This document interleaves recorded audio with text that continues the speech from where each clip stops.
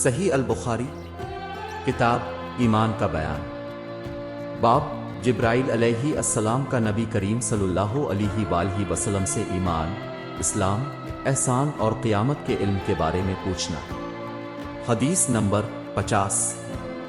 ابو ہریرہ رضی اللہ عنہ کہتے ہیں کہ ایک دن نبی صلی اللہ علیہ وآلہ وسلم لوگوں کے سامنے بیٹھے ہوئے تھے۔ یکایک آپ صلی اللہ علیہ وآلہ وسلم کے سامنے ایک شخص آیا اور اس نے آپ صلی اللہ علیہ وآلہ وسلم سے پوچھا کہ ایمان کیا چیز ہے؟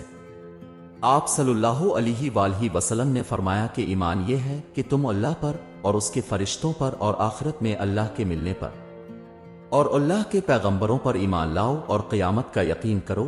پھر اس شخص نے کہا کہ اسلام کیا چیز ہے؟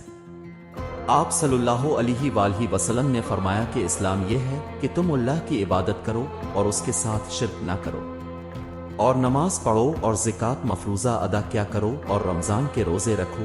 اس شخص نے کہا کہ احسان کیا چیز ہے؟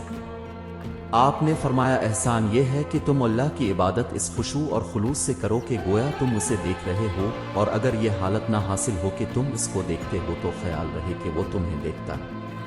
پھر اس شخص نے کہا کہ قیامت کب ہوگی؟ آپ صلی اللہ علیہ وآلہ وسلم نے فرمایا کہ جس سے یہ بات پوچھی جا رہی ہے وہ خود سائل سے زیادہ اس کو نہیں جانتا، بلکہ ناواقف میں دونوں برابر ہیں، اور میں تم کو اس کی علامتیں بتائے دیتا ہوں۔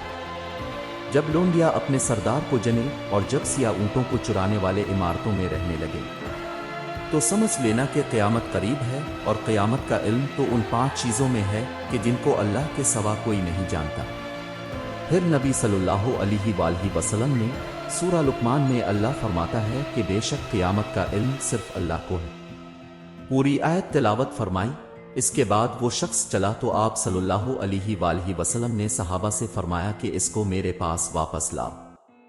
چنانچہ لوگ اس کو واپس لانے کو گئے، مگر وہاں کسی کو نہ دیکھا تو آپ صلی اللہ علیہ وآلہ وسلم نے فرمایا یہ جبرائیل تھے، لوگوں کو ان کے دین کی تعلیم سکھانے آئے تھے۔ ابو عبداللہ کہتے ہیں کہ نبی صلی اللہ علیہ وآلہ وسلم نے ان سب باتوں کو ایمان کا جزو قرار دیا ہے۔